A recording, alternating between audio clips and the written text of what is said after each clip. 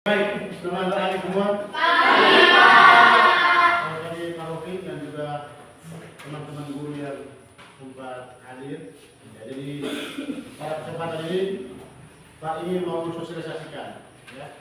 Pak ingin mau sosialisasikan dari di dalam PJOK itu ada 3 model pembelajaran, ya. 3 model pembelajaran. Yang pertama pembelajaran general, yang kedua pembelajaran pendidikan kebugaran, yang ketiga itu model SEM, ya, Sport Education Model. Nah, sekarang ya Pak Guru itu akan menjelaskan secara terperinci bagaimana menerapkan SEM itu dalam pendidikan di sekolah, ya. Bagaimana supaya SEM itu bisa diadopsi menjadi model pembelajaran di mana kalian bisa mempelajari suatu hal dari hal yang nyata. Itu model SEM, ya. Jadi SEM ini juga bisa dimasukkan dalam kegiatan seperti P5, ya, kalau diterapkan di sekolah. Jadi nanti kita akan membahas secara lebar kenapa program SEM ini dibuat dalam bentuk proyek. Ya. Namanya dalam bentuk proyek, berarti pelaksanaan kegiatannya itu tidak bisa 1-2 hari. Dia membutuhkan persiapan sehingga kegiatan itu bisa berlangsung selama persiapan, ya. Mulai dari persiapan sampai pelaksanaan sampai puncak itu kita bisa memakan waktu selama 1 bulan, ya, atau 1 minggu. Oke, sekarang Pak akan menjelaskan apa itu SEM. Apa itu SEM? Oke, baik. SEM, ya. Pertama kita lihat latar belakang dulu, ya. SEM itu, ya. SEM itu adalah pendekatan pembelajaran PJOK. Pendekatan pembelajaran PJOK yang menawarkan pengalaman belajar yang lengkap dan nyata, ya. Mengalami pembelajaran lengkap dan nyata dalam kehidupan sehari-hari, ya. Atau keadaan nyata, pengalaman nyata dalam kehidupan olahraga, ya. Itu SEM, ya. Jadi SEM itu di mana kalian, ya, kalian peserta didik bisa mengalami pola pembelajaran PJOK secara langsung, ya, di dalam bidang olahraga. Nah, itu SEM. Nah, dalam SEM ini, ya, kalian bisa mempelajari bagaimana berbagi peran, ya, berbagi peran. Jadi SEM itu adalah sebuah rangkaian kegiatan olahraga di mana kalian di dalam itu berbagi peran, ya, berbagi peran. Jadi ada yang berperan sebagai pelatih, ya, ada yang berperan sebagai pemain, ada yang berperan sebagai wasit, ada yang berperan sebagai supporter, ya, ada yang berperan sebagai P3K, ada yang berperan sebagai jurnalis atau wartawan yang meliput perjalanan atau keberlangsungan program tersebut, ya. Nah, inilah pengalaman nyata yang kalian alami, ya. Nah, ketika coba kita membayangkan ketika menonton pertandingan resmi, misalnya melalui televisi atau misalnya pertandingan-pertandingan resmi yang ada di liga antar desa atau bola voli antara dusun, RT dan sebagainya. Nah, di situ kamu lihat ada kepanitiaan tidak? Ada toh? Nah, SEM ini, ya, SEM ini atau Sport Education Model ini memberikan pembelajaran nyata kepada kalian. Artinya apa? Kalian mengalami langsung bagaimana saya menjadi panitia penyelenggara, bagaimana saya menjadi wasit, bagaimana saya menjadi pemain, bagaimana saya menjadi pelatih dan sebagainya. Nah, karena SEM ini menawarkan pengalaman yang nyata, maka sangat cocok guru PJOK menerapkan Sport Education Model ini dalam pendidikan di sekolah, ya. Tetapi kita harus membentuk suatu kepanitiaan. Nah, dalam menjalankan program SEM ini membutuhkan waktu dan persiapan, ya. Nanti kita akan belajar kalau sudah terbentuk, kalau kita sudah sepakati program ini bersama, nanti itu kan ada persiapan, ya, untuk menuju kegiatan ini. Oke, nah SEM ini, ya, di kurikulum Merdeka itu kita kenal namanya kepemimpinan murid, ya, kepemimpinan murid, di mana kalian itu dihargai, ya, dihargai voice-nya. Apa itu voice? Voice, suara, choice, pilihan, dan ownership atau kepemilikan. Nah, inilah kepemimpinan belajar kalian, ya, sehingga suara kalian itu didengar dalam program ini, ya, dalam SEM ini. Terus pilihan kalian juga dengar. Misalnya apa? Pak, kami maunya futsal, kami maunya bola voli, kami maunya bulu tangkis, dan sebagainya. Dan juga kepemimpinan kalian, ya. Tentu, ya, kita menyesuaikan dengan sarana dan prasarana kita di sekolah. Iya toh? Kita menyesuaikan dengan aset kita yang ada di sini. Aset itu ada banyak aset, ya. Ada aset manusia, ya, ada guru olahraga, ada tropik, iya toh? Ada aset pimpinan kepala sekolah, aset siswa kamu semua, dan juga aset lapangan dan sebagainya. Oke, berikut. Nah, tujuan pembelajaran SEM. Nah, kebetulan dalam SEM ini berdasarkan penelitian kemarin dan juga melihat karakteristik peserta didik ada di sini, kalian semua di sini, makanya Pak Atu memilih futsal, ya, futsal sebagai perencanaan proyek dalam semester ini, ya, yaitu futsal antara kelas. Nah, tujuannya apa ini SEM? Yang pertama, mengembangkan keterampilan spesifik sepak bola dalam hal ini futsal dan meningkatkan kebugaran peserta didik. Ya.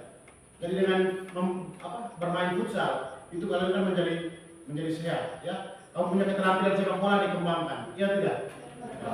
Terus yang berikut, mengembangkan pengalaman nyata peserta didik dalam membuat perencanaan, ya, dan mengorganisir sebuah event pertandingan. Ya.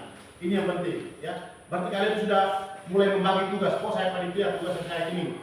Oh, saya sebagai pelatih tugas saya seperti ini. Saya sebagai pemain tugas saya seperti ini. Jadi kalian sudah dibentuk, ya, diarahkan untuk mengenali secara nyata tugas kalian dalam SEM tersebut. Bisa dimengerti? Bisa? Oke. Yang berikut, kalian juga, ya, bisa ketika menjadi pelatih kan, bisa menerapkan strategi. Oh, bagaimana strategi bertahan? Ya toh? Oh, bagaimana strategi menyerang sebagai pelatih? Ya, sebagai jurnalis dia menulis berita. Pada hari ini ada pertandingan antara kelas A dan kelas B dan sebagainya. Pertandingan ini dimenangkan oleh kelas berapa dengan skor berapa. Nah, kalian kan dilatih secara nyata, ya, iya toh, untuk mengalami secara langsung dan mengeksplor, ya, apa yang kalian alami dalam bentuk tulisan, dalam bentuk gerakan dan sebagainya. Terus yang berikut, meningkatkan motivasi aktif secara langsung kalian dalam pembelajaran, ya. Jadi dengan permainan ini pasti kalian lebih aktif, ya toh? Karena di sana ada kalian akan pasti akan ada persaingan di sana antara kelas. Terus yang berikut, menebalkan karakter, ya, gotong royong kerjasama dalam tim. Tentunya ketika kalau dibagi tim berarti kalian ada kerjasama di dalam. Terus ketika dalam pertandingan itu pasti ada sikap yang dikedepankan, yaitu sikap sportif. Apa itu sportif? Coba saya. Apa itu sportif? Sportif itu apa? Ya, sportif itu adalah bagaimana kita menerima kekalahan. Itu berarti sportif. Halo? Halo? Oke. Mengerti kan? Oke. Karena ini kan ada perwakilan dari kelas 9 juga ada, kelas 8 juga ada, ya, kelas 7 juga ada, ya, kelas 7 juga ada. Sehingga nanti program ini akan bisa disampaikan kepada teman-teman yang lain, ya. Sedangkan saya kalau ini kan guru olahraga di sini, ya. Nah, ini namanya akan dijawab. Kami memperkenalkan program ini kepada kalian, ya. Kedepannya pasti Profin akan membuat ini di akhir semester. Karena memang jadwal kita ini pasti akan ada di akhir semester. Terus yang berikut, capaian, ya, capaian langkah dan hasil. Nah, kegiatan ini, ya, capaian yang pertama tuh pemahaman peserta didik tentang permainan futsal. Capaian yang pertama. Jadi peserta didik bisa memahami bagaimana bermain futsal. Terus langkahnya yaitu itu nanti penebalannya lewat pembahasan dan technical meeting ketika tim sudah terbentuk. Ya toh, karena ketika technical meeting itu nanti aturan akan disosialisasikan oleh panitia. Terus perannya peserta didik menjadi panitia, peserta pelatih, wasit dan sebagainya dalam technical meeting. Capaian yang kedua, pengembangan keterampilan individu. Nah, jadi melalui futsal ini kalian bisa mengembangkan keterampilan individu dalam bermain futsal. Langkahnya yaitu ada latihannya, ya. Jadi ketika sudah dibagi tim, masing-masing tim itu akan membentuk kelompok untuk melakukan latihan, ya, baik perempuan maupun laki-laki. Nah, dalam latihan itu kan nanti akan dihandle oleh seorang teman kamu yang kamu percayakan sebagai pelatih, ya toh? Terus yang berikut peran peserta didik menjadi pelatih dan manajer. Terus yang capaian ketiga, pemahaman dan penerapan latihan taktik dalam permainan futsal. Langkahnya menganalisis strategi futsal dalam turnamen. Nah, Taktik ini kan dikembangkan oleh siapa? Pelatih, ya, pelatih. Yang berikut menentukan sikap sportif, fair play dan tata cara. Ini yang penting, ya. Ini yang penting. Karakter ini yang penting, ya. Jadi dalam bermain itu, kalian menunjukkan sikap sportif, menerima kekalahan, fair play, ya, dan juga kerjasama dalam tim. Bagaimana memenangkan satu pertandingan. Terus yang berikut mengembangkan kepemimpinan peserta didik dan tanggung jawab, ya. Mengembangkan kepemimpinan peserta didik, ya. Jadi dalam pasti masing-masing kelompok nanti tim pasti akan membentuk apa ketuanya. Nah, disitulah akan terlihat nampak bagaimana kalian bisa memimpin teman-teman kalian dalam tim. Nah, terus yang berikut langkahnya yaitu pemilihan peran dalam tahap afiliasi dan peran adalah peserta yang menjadi panitia, pelatih, manajer dan dalam SEM. Berikut. Oke. Nah, ini struktur program kita, ya. Jadi program ini melibatkan seluruh komunitas, ya. Bukan saja pengguru olahraga berdua, tapi seluruh komunitas yang Bapak Ibu guru semua ini dilibatkan, ya. Semua peserta ini dilibatkan dari kelas 7 sampai kelas 9. Tentu kegiatan ini adalah bentuk kegiatan co-curricular. Jadi dia seperti P5. Nah, terus peserta didik terlibat kelas 7 kelas 9. Waktu kegiatan dilaksanakan di akhir semester ini. Terus strukturnya yang pertama tanggung jawab kepala sekolah, fasilitatornya guru PJOK, lokomotor atau penggeraknya guru matkul PJOK, guru TIP. Nah, guru TIP ini adalah dalam memberikan pengarahan dalam membuat publikasi seperti media tadi itu, ya. Jadi tentunya kan pasti ada publikasi kegiatan ini. Nah, publikasi kita melalui apa? Melalui media sosial, melalui Facebook, Instagram, WhatsApp, TikTok, ya, dan lain-lain. Bisa juga melalui website sekolah dan juga kalau bisa wartawan digunakan sini untuk meliput kegiatan kita ini. Mitra. Nah, ini mitra apa mitra? Mitra itu apa? Teman, ya. Jadi mitra itu teman dalam program ini. Yang pertama, wali setiap kelas, ya. Jadi wali kelas semua terlibat dalam kegiatan ini.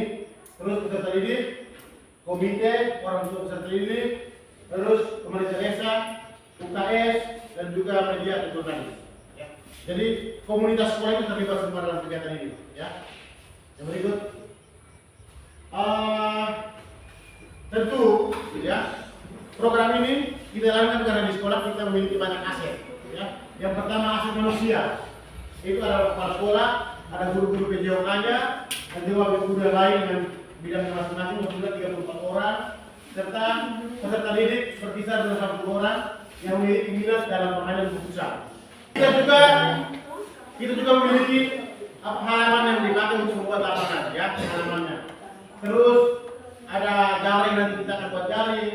Terus juga saran lain seperti bola dan P3K seperti apa untuk digunakan ketika pertandingan nanti. Oke. Nah, kegiatan ini, ya. Kegiatan ini tidak berjalan begitu saja, tapi dia ada tahapan evaluasi, ya. Jadi semua tim, semua panitia itu akan melakukan evaluasi, ya. Jadi yang pertama, evaluasi dari persiapan sampai kepada puncak kegiatan, ya. Jadi mulai dari kita evaluasi pembentukan tim, ya, kita merencanakan, ya, kita pembagian tugas, ya. Terus evaluasi tujuan tercapaian SEM, ya, umpan balik, ya. Terus refleksi dari guru, pengembangan sikap sportif, reply dan tanggung jawab, keterlibatan aktif dan terdidik. Nah, evaluasi apakah kalian ini sudah bersikap sportif tidak dalam mengikuti pertandingan itu? Sudah bersikap fair play tidak? Terus sudah bertanggung jawab tidak dengan tugas yang diberikan? Terus keterlibatan aktif tidak kan di dalam kegiatan ini? Dan yang berikut, manajemen waktu yang digunakan itu sesuai dengan schedule atau di luar schedule. Nah, semuanya harus perlu dievaluasi. Dan untuk mengumpulkan hasil evaluasi, alat yang digunakan untuk mengumpul itu adalah melalui observasi guru, observasi peserta didik, dan juga wawancara, refleksi dan sebagainya.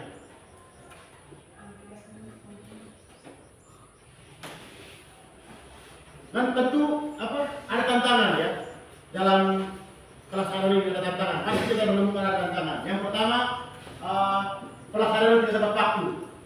Tantangan yang kedua, kerjasama tim yang tidak solid.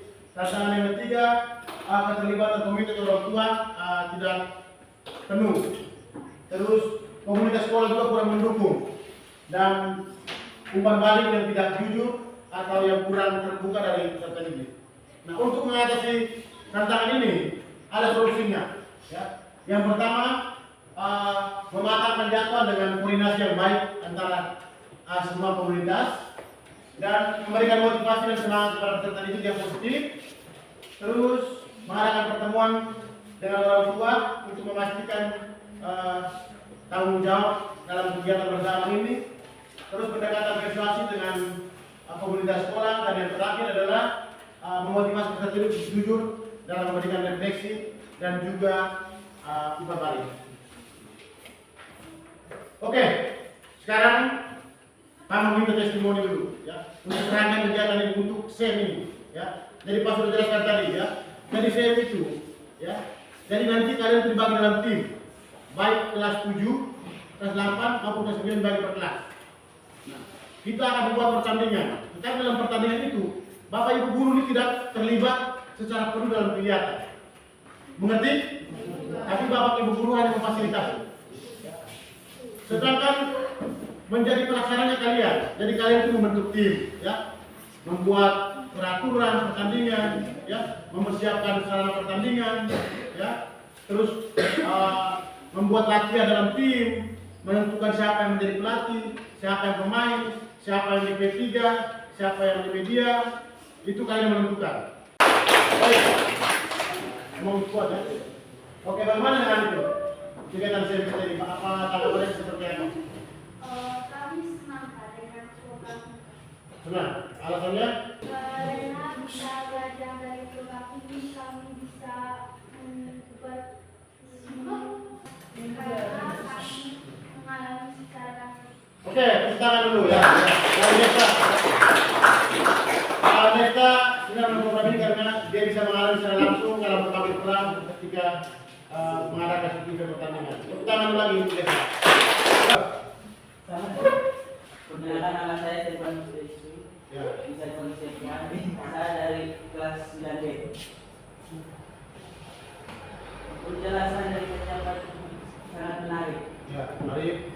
Alasannya karena kami bisa mengetahui apa itu aplikasi SEM dan bisa melihat aksi nyatanya. Oke, tepuk tangan dulu, ya.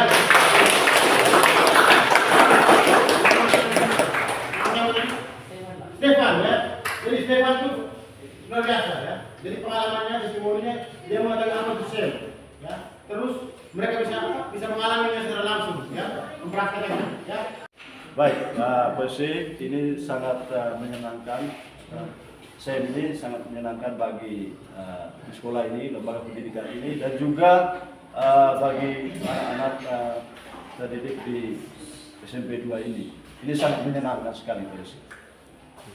Ya, kalau misalnya fasilitas untuk kebutuhan di lembaga pendidikan ini tentunya juga sangat mendukung sekali.